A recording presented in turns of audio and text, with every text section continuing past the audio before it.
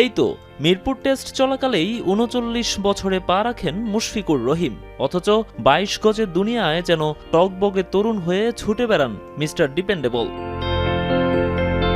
বয়স যত বাড়ছে ততই যেন পরিণত হচ্ছেন, ব্যাটটায় ধার বাড়ছে দিন দিন। সাদা বলের ক্রিকেট থেকে নিজেকে গুটিয়ে নিয়ে অভিজাত সংস্করণে মনোযোগ দিয়ে নিজেকে নিয়ে গেছেন ক্রিকেট দুনিয়ার অভিজাতদের তালিকায়। সিলেটে যেমন সেঞ্চুরি করে বনে গেছেন বিশ্ব টেস্ট চ্যাম্পিয়নশিপের সবচেয়ে বেশি বয়সী সেঞ্চুরিয়ান।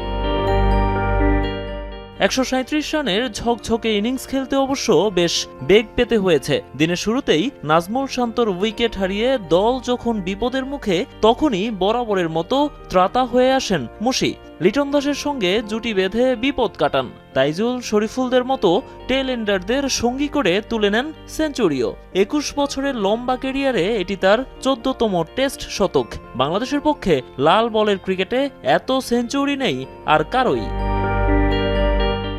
টেস্টে দেশের হয়ে সবচেয়ে বেশি সেঞ্চুরির পাশাপাশি সবচেয়ে বেশি ৫০ ইনিংসের মালিকও মুশি। এই সংস্করণে পাকিস্তানের বিপক্ষে সবচেয়ে বেশি রানের মালিকও বনে গেছেন টাইগারদের নির্ভরতার প্রতীক। এদিন সাদা জার্সিতে খেলতে নেমে রেকর্ড বুকের রঙিন পাতায় আরও একটা অধ্যায় যোগ করেছেন মুশফিকুর রহিম। ৩ সংস্করণ মিলিয়ে বাংলাদেশের একমাত্র ক্রিকেটার হিসেবে পূর্ণ করেছেন ১৬,০০০ রান। ক্যারিয়ারের সায়ান্নে চলে এসেছেন মুশি। আর বেশি দিন হয়তো দেখা যাবে না জাতীয় দলের জার্সিতেও, তবে যতদিন খেলে যাবেন ততদিন রান ফোয়ারা ছোটাবেন, দলকে উদ্ধার করতে লড়াই করবেন আর গড়বেন নিত্য নতুন রেকর্ড। সমর্থকদের এমন চাওয়াও তো বেশি কিছু নয়। নোমান আব্দুল্লাহ, এখন।